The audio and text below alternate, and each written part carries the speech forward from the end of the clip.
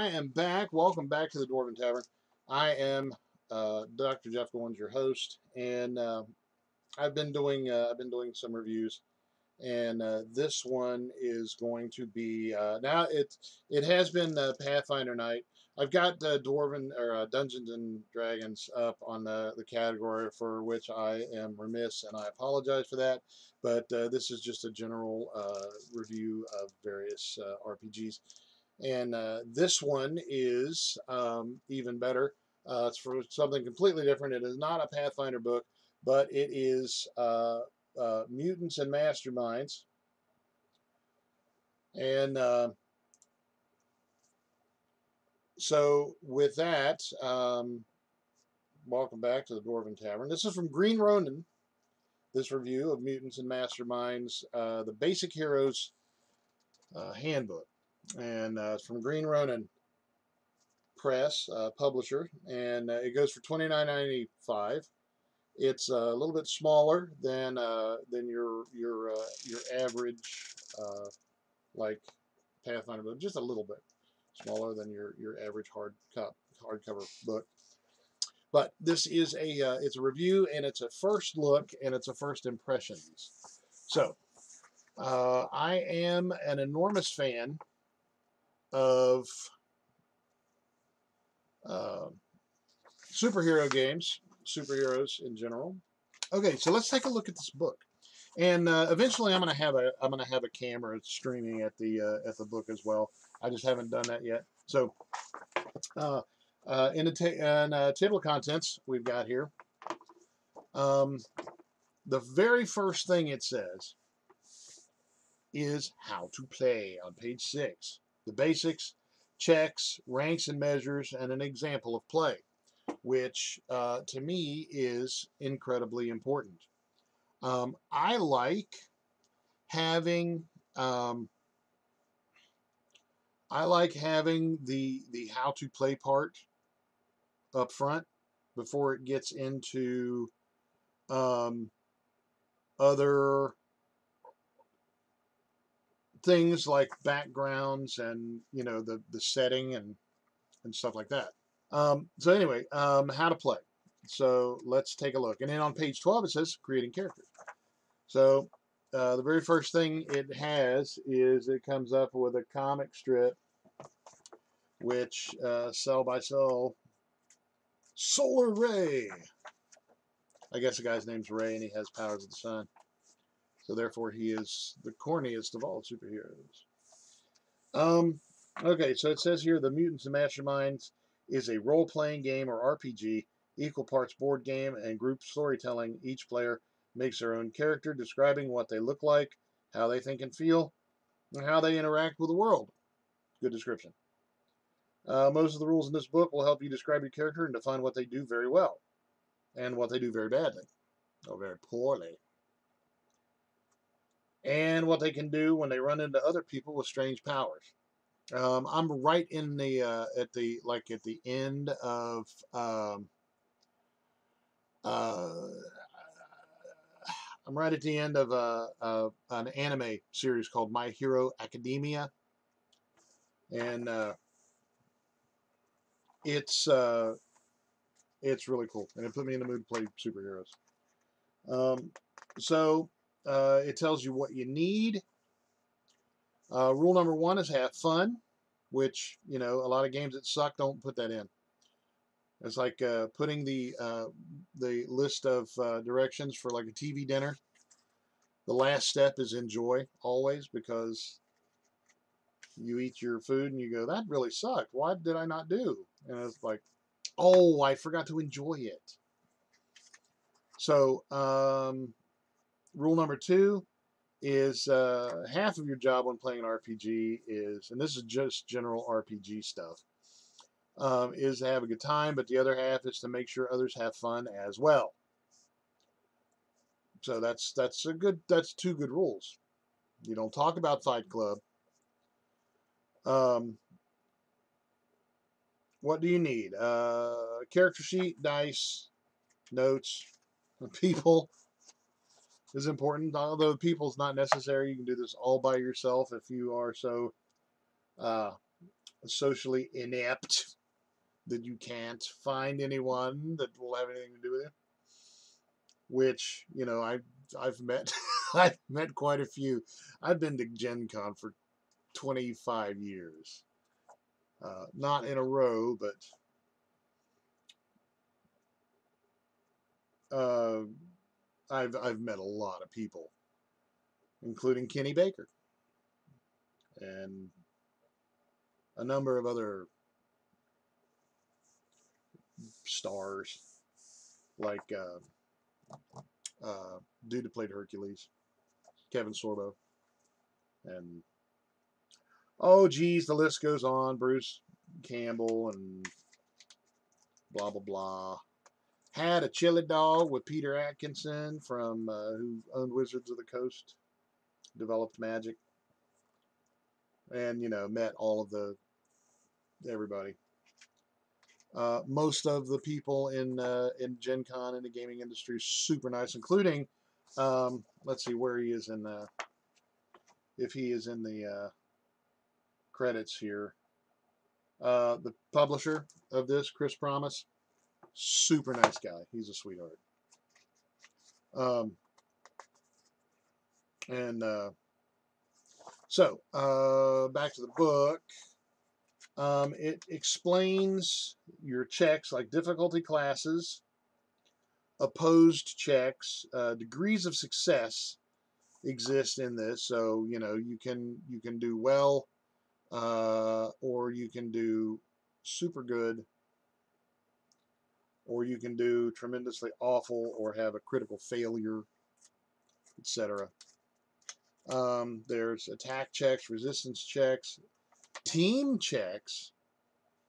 Combining your effort, it's called a team check. So if you're playing a group of Power Rangers, you get your Zord together. One character is a helper, a leader, while everyone else is the helper. Each helper gets a check of their own.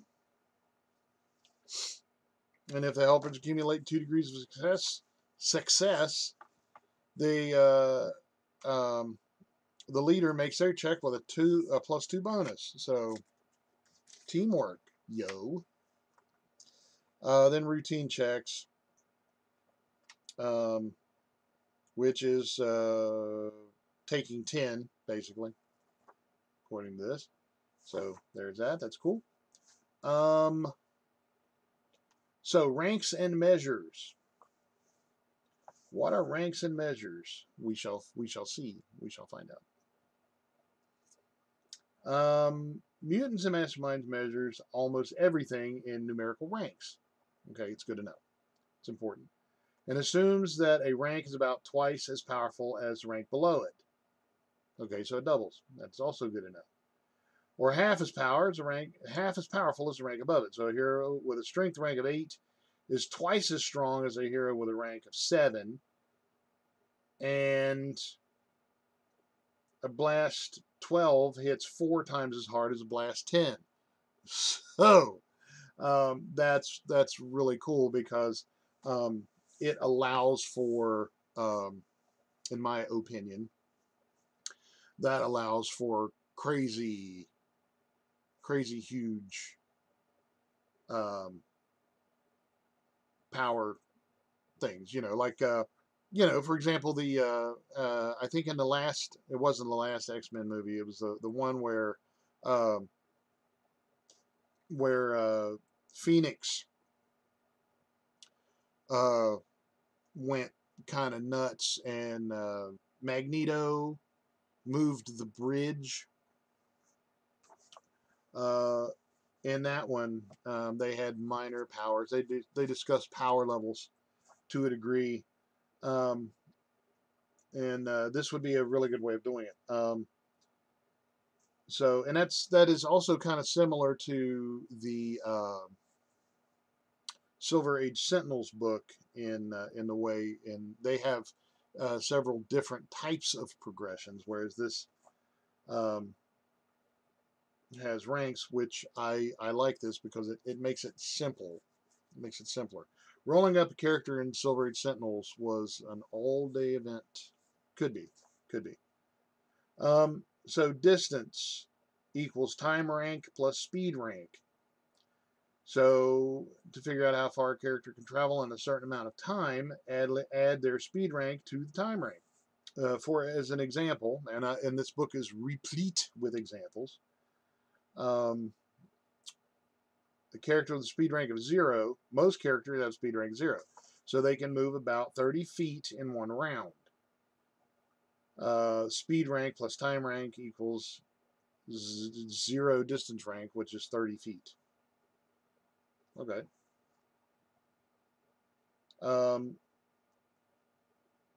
And there is a 0 rank in mass, time, distance, and volume,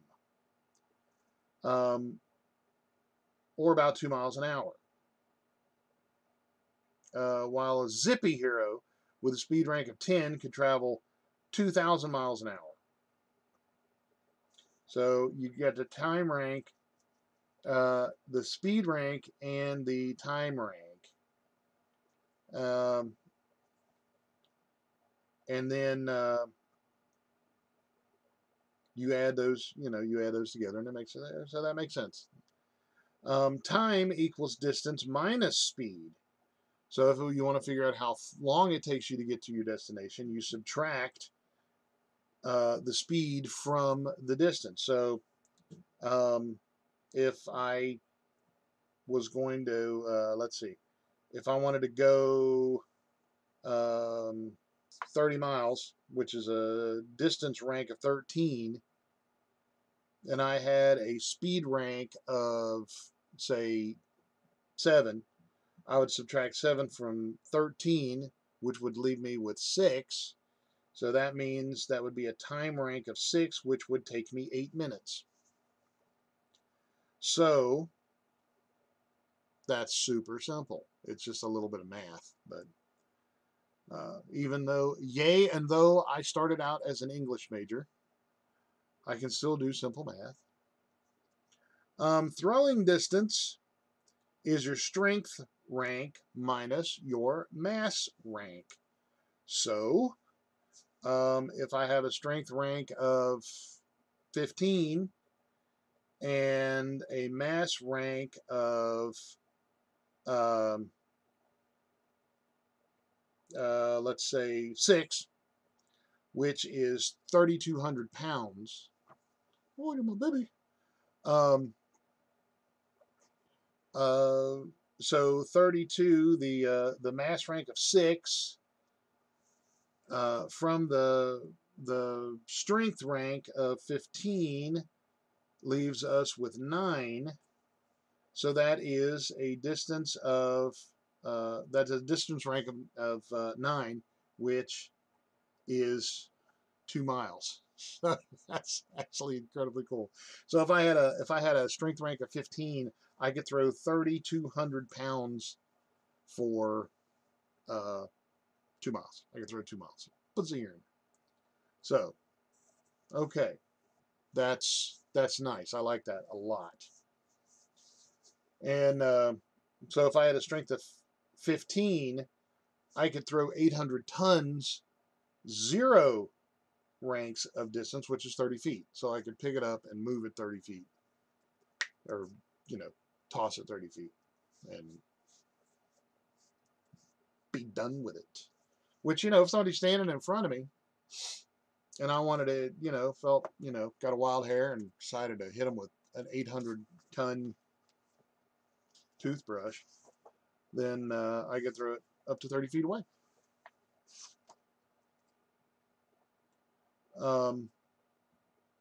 Yeah, so, okay, cool. That's super easy to understand. So I'm digging that. Then it says how to make a character, and it gives it looks like very delineated, very stepped, a very stepped delineation of how to create your character. So, step 1, imagine a character concept. You're a masked avenger who fights crime with only her wits. Oh, excuse me. And amazing archery skills. You are a powerful psychic who reads her enemy's thoughts? Are you a wise-cracking thrill junkie who turns into a living flame? I am so not female. It just isn't even funny. Think about what kind of superhero seems fun and interesting to play. What do you want to do? What do you want to do as a superhero? For me personally, I think that I would like to be a a super telekinetic. Just like, well, because that's what Jean Grey from the X-Men was. She was a telekinetic, um, and telepath. I mean, she had other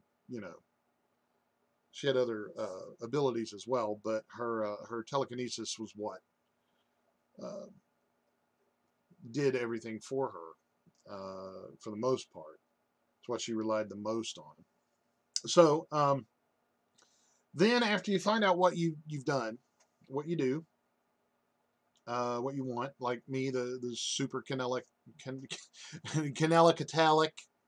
mispronunciator, the super telekinetic, um, either via natural ability or technology or magic or whatever. That part doesn't matter. Then you choose an archetype. Some would pronounce it archetype. I pronounce it archetype. Choose one of the 8 hero archetypes listed to the right.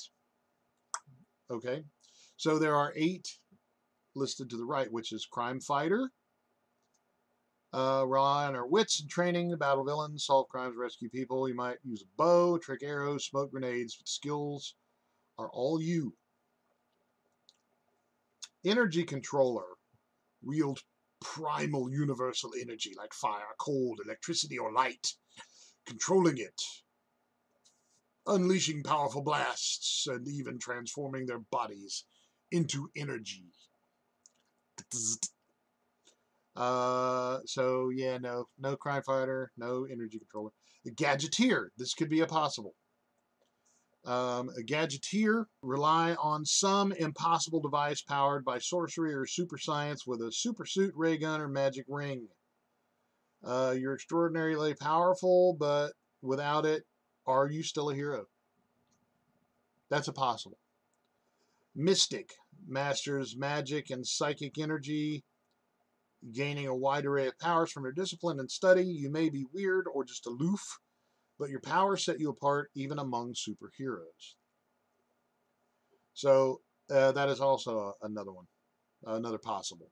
The Paragon are extraordinarily. I'm sorry. Paragons are extraordinary heroes who help push others to be just as extraordinary as they are.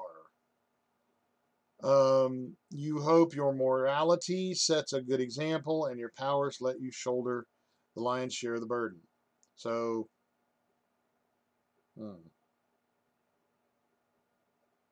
maybe. The powerhouse is strong, very little else. But when you're the biggest and the strongest, what more do you need? Your powers are straightforward, letting you take hits meant for others. No. I mean, I'm like that in real life, but. Primals have powers themed after impressive animals like bears, falcons, wolves, and spiders. Just saw a really cool superhero on uh, My Hero Academia named Selkie, Captain Selkie, who he's a human super with spotted seal powers, elevated to superhero levels. So he's freaking awesome. I love the guy. Plus he does this thing where he tries to be cute. I mean, he literally tries to be cute. Um, and then the speedster is all about movement, being in the right place at the right time, moving. So I am neither primal nor speedster. I am not a powerhouse. I am not an energy controller or a crime fighter. So my choices are narrowed down to gadgeteer, mystic, or paragon. Okay, so let's say paragon. So I'll try to make a Paragon telekinetic. Then you choose your abilities.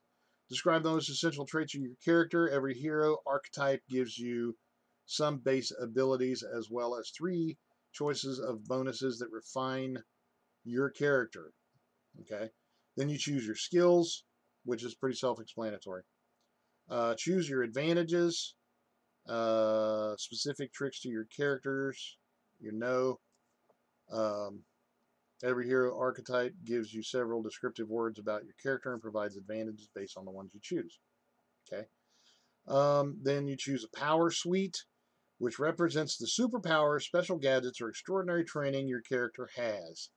Every hero archetype gives you a choice of 1 of 3 power suites, which provide you with several game-defined effects that make up your superpowers. So that might actually help determine if I am indeed a Paragon. Then you add defenses, specific bonuses to your hero, adds to their defenses, which is super important indeed. And then you choose complications. Every character has motivations, weaknesses, enemies, and friends that make their life interesting, called complications. Such as a character who is absolutely disgusted by pickles, for instance, or olives, or afraid of spiders. Okay, so let's take a look at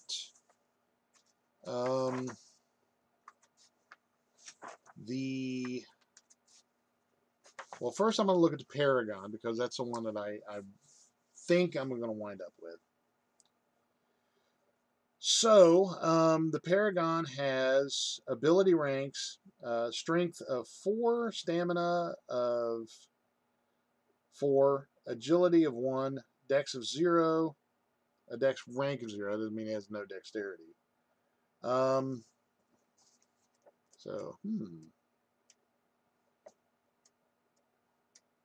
Okay, so it doesn't really explain what the abilities are right off the bat. So I'm going to have to look for where abilities.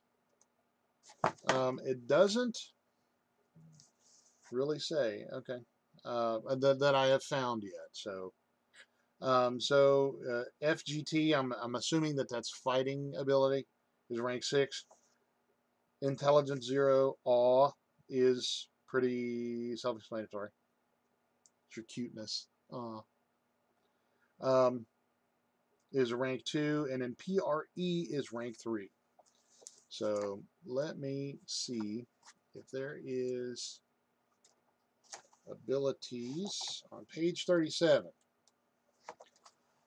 Okay, so abilities are on page 37, and it does explain them very well. So PRE is presence. FGT is fighting. So I was correct in assuming that. 0 is average.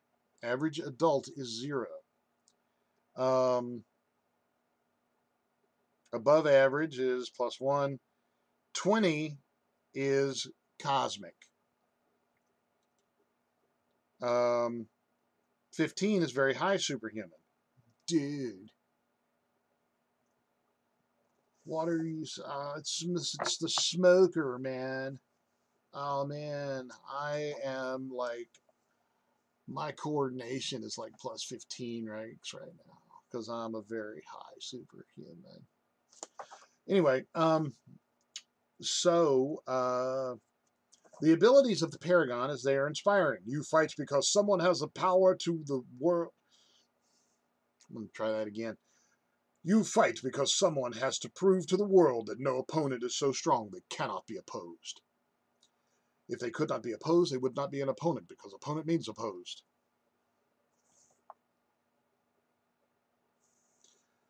You're observant. Oh, and inspiring gives you +1 to stamina and +1 to presence. Observant gives you +1 to agility and +1 to awe. You act as a guide and teacher to a world that needs only the slightest nudge to realize its true potential. Steady, it gives you +1 to stamina and awe. When all the injustice of the world pours down against you, you will not be moved. So you can choose one of those. Okay. So then write down the following defenses: tough, dodge, parry, fortitude, and will. The Paragon is 0 toughness, 6 dodge, 1 parry, 5 fortitude, and 7 will. So add these defenses to any defense bonuses provided by your ability ranks. Stamina adds to your toughness. Okay, so what that tells me is that you just take your ability rank, which is my stamina is 4, and I add that to my toughness, which is 0, which, and a +4 to fortitude defense, which is 5, so that makes my fortitude defense a rank of 9. This is super easy. I like it. And then, of course, you know, agility adds to your dodge. Fighting adds to your parry defense. And awareness adds to your will defense. Okay. So you've got a number of defenses that you will need to defend against a number of attacks in each of your abilities. And your kit, your Paragon kit, if you're doing a Paragon, it comes with stock numbers for each of your varying defenses. Okay, so skills. Select 2 areas you have studied and record the package of skill ranks provided by each. Okay, so you can have athletics, which gives you acrobatics 4, athletics 4, and perception of 4. Command, which gives you persuasion of 6, insight of 6. Crisis and response, investigation, scholar, and tactics. They all give you different abilities, different ranks, and different skills. So, very cool. Advantages, and that's also super simple. Advantages automatically gain the following advantages. Inspire 2 and power attack. So then you select 2 words that describe your character from the list below and record the advantage each provides. Okay. So compassionate, controlled, encouraging, fair-minded, impatient, indomitable, and quick. Okay, so my hyperkinetic, hypertelekinetic, hyperpsychotelekinetic guy, I believe would be I want him to be compassionate and indomitable, because those 2 things don't seem like they would go together easily. So I like that.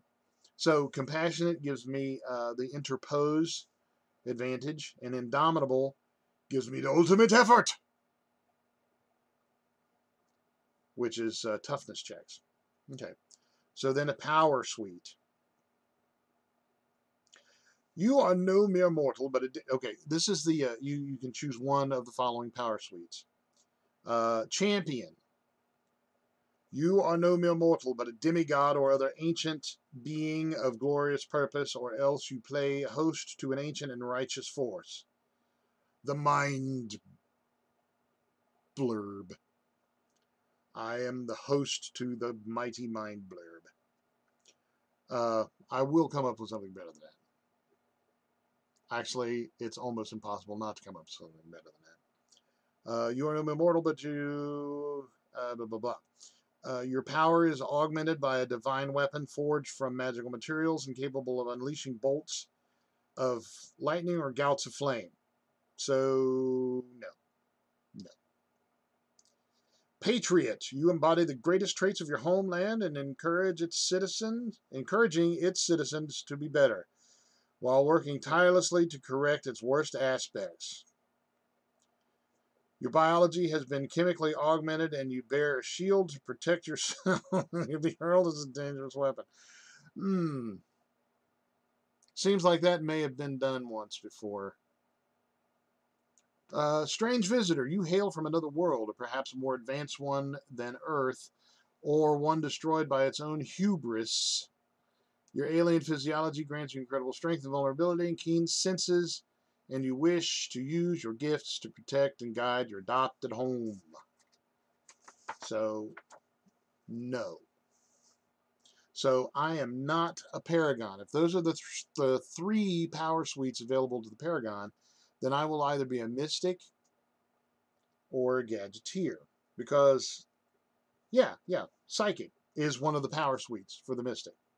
So, I guess it's important to read that first. What the power suites are to determine what your character is. Or how to choose.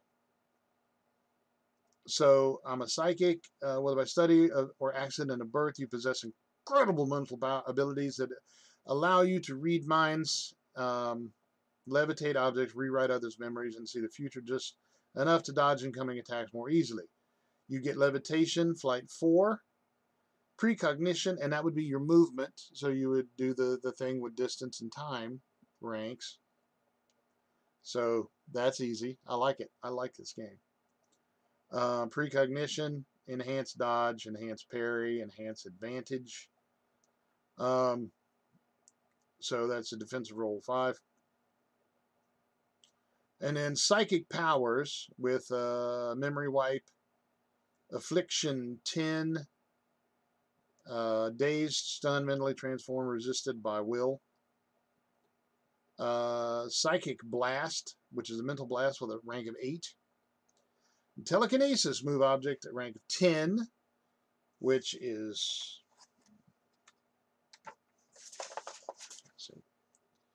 25 tons. Really? Okay. Unless move object 10 is different than just mass. But it has the ranks of 10. Okay, I'll double check and make sure. And telepathy, mind reading 10, sensory link. Okay, so got that. So let's see, because it says telekinesis is move object is an effect. And it's on page 56. So we're going to look. Move object. Type control plus or action standard. Ranged is ranged. Duration is sustained. You can move objects at a distance without touching them, like a lasso or a tractor beam. Okay. Move object requires a ranged attack check to first grab the target. If successful, you may move your object as part of that same standard action. It's not considered physical contact or touch. For other effects requiring it, you cannot move yourself with it.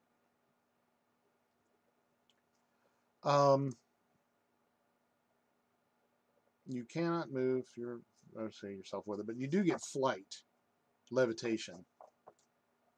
Which, you know, if I can move my shoes or my pants or a special harness with a handle,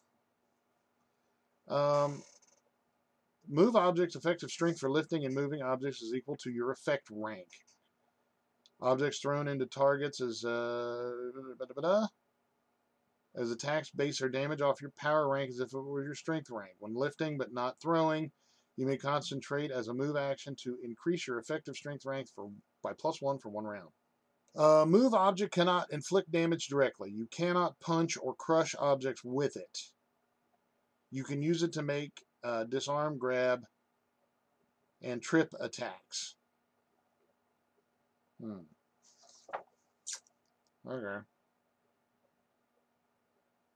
Psychic Blast.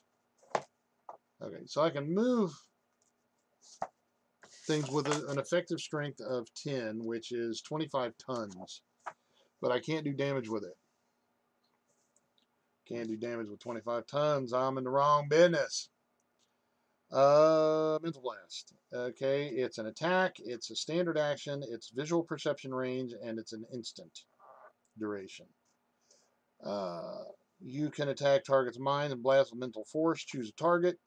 You can see or sense. No attack checks is required. The target makes a will resistance check against a damage rank equal to your mental blast. And the damage rank for that is 8. And doesn't say anything about damage. So I'm going to look up damage rank after this. Target makes a will resistance, blah, blah, blah. Mental blasts do not work on target immune to effects resisted by will, such as inanimate objects. Blast the lamp! Blast the pencil!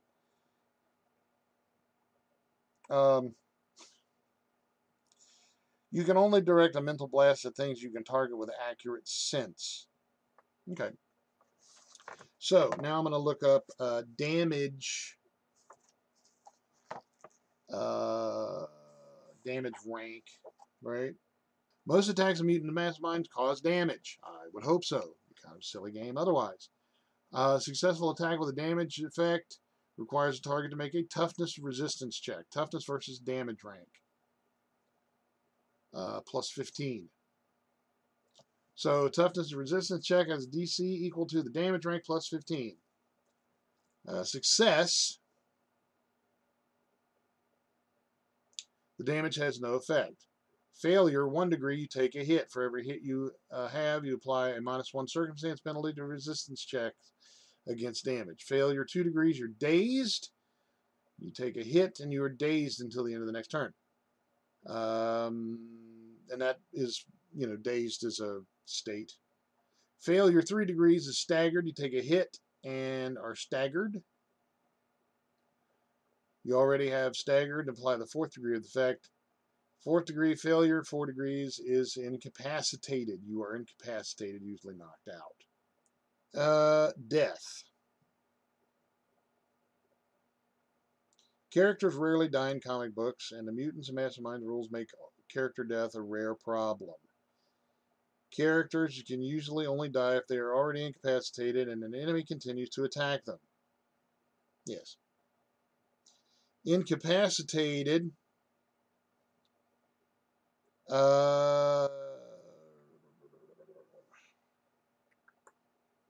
Which usually means someone is actively trying to kill them. Duh. Even then, dying characters have the opportunity to stabilize and stave off death, blah, blah, blah. Well, hi, Vixie.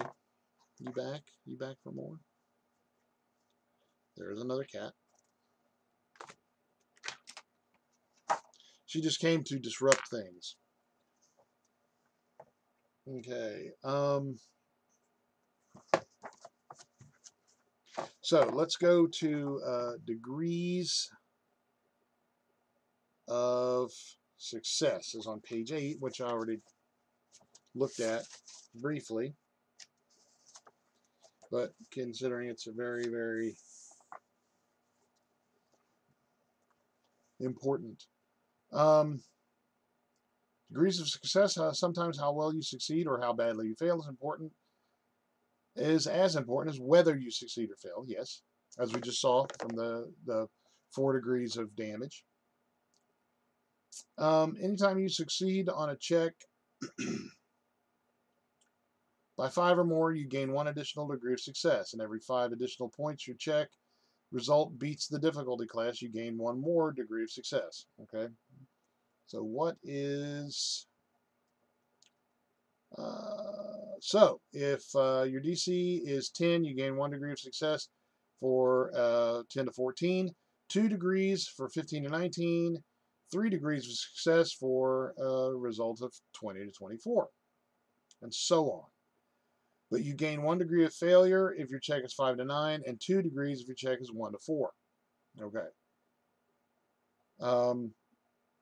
So it is a It helps you or the GM describe how well you succeed or how bad the consequences for failure are. So apparently, this game, from what I see, does not have hit points. You have success or failure and degrees thereof. And then the degrees are, you take a hit. For every hit, you apply -1 to circumstance penalty to resistance checks against damage. So there's your hits. Failure, 2 degrees, you're dazed. So you take a hit, which makes you -1 on your resistance checks. Then you are, what did I say, dazed? Dazed. And a dazed character is limited to 3 actions and a single standard action per round,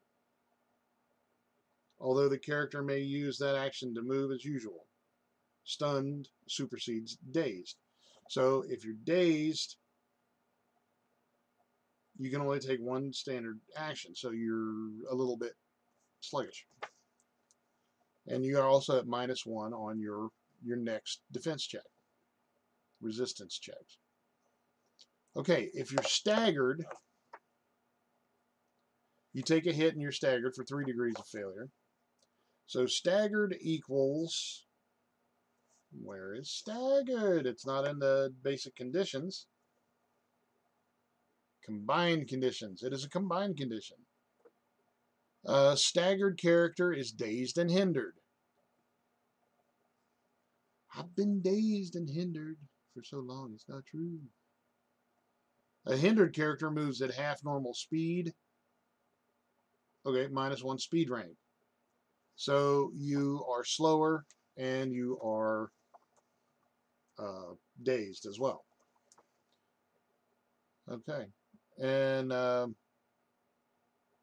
if you're already staggered, you apply the 4th degree of the effect, which is incapacitated. So, you take hits, and that wears you down. It wears you down, and then you become dazed, which slows you down. Then you become staggered, which slows you down and slows you down more. And then you're incapacitated, which is knocked out. Then if they want to, they can kill you. Unless you wow.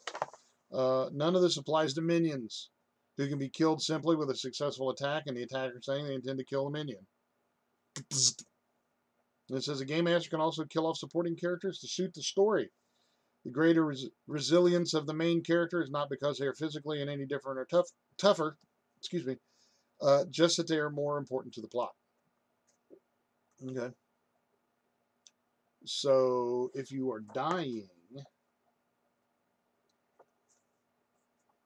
defenseless, stunned, unaware, and near death. When a character gains this condition, make an immediate fortitude check. If the check succeeds, nothing happens. With 2 degrees of success, character stabilizes. Okay.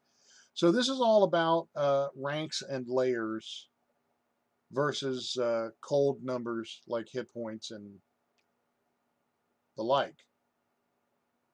So, think I like it. It's completely foreign to what I've ever been used to playing, being a 3.5 player for as long as I have.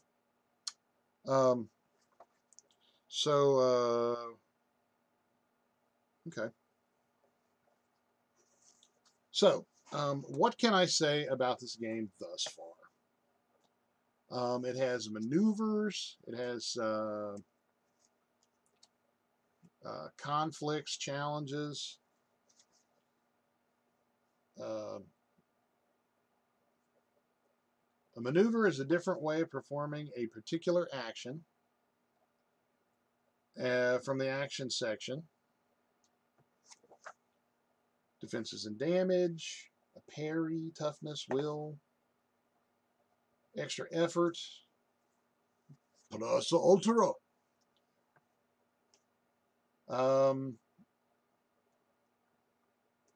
You put in extra effort and gain the fatigue condition. So it's all about conditions, actions, and maneuvers. Okay. Then it's got then it has tips on game mastering and adventures to astonish. The Rogues Gallery, which is the all-important thing about you know, having opponents, basically, like the Battle Brothers, and which this dude totally looks like Terry Crews, does he not? Terry Crews? Not the blonde. Well, Terry Crews could be blonde if he wants.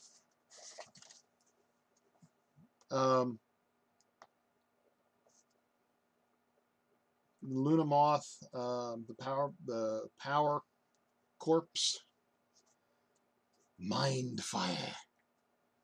He has such a headache. Don't mess with her. Terry Crews as Luke Cage. Hell yeah! In a movie, if he was in a movie, that he's the Hollywood big version of it. Although I don't know if he's going to get much more work, sadly, because of, you know, the troubles that he's had coming forward like he did, which took more courage than being an actor. So I wish him luck. Terry Crews is a great guy, and he's a gamer. I saw him on a live stream not too long ago, gaming with another group who's almost as good as my group. And so forth. So we've got a number of hero types and the like. So for a tiny little book, this has a ton of information. It's $29.95. I'm giving it, well, the visuals are good. It's got the comic book feel. It does what it does very well. The information is presented in a very good and orderly fashion, very organized, very original. It stays true to the feeling of the comic book genre. So I'm going to give it 5 axes. Basic Heroes Handbook, 3rd edition, Mutants and Mastermind, from Green Ronin, and super powered by Mutants and Mastermind. You can find it at greenronin.com. If you talk to Chris, promise, tell him I sent you with my highest recommendations. And this is an introduction to the world's greatest superhero role-playing game. So it says right there. And it may be right. I don't know. So with that being said, I'm going to take my leave. I may be back later. I'm not really sure. I have some other things that I need to do. So with that being said, again, the Basic Heroes Handbook, Mutants and Masterminds. It's greenronin.com. 5 axes, because it was awesome that way. And so with that, I'm going to bid you adieu. And on behalf of the entire cast and crew of the Dwarven Tavern, I am your host, Dr. Jeff Goins, and I'm Dusty from all these tomes. And we wish for you to want for nothing but adventure. And at first I feared it, then I charged. Thanks for watching, and we'll see you next time.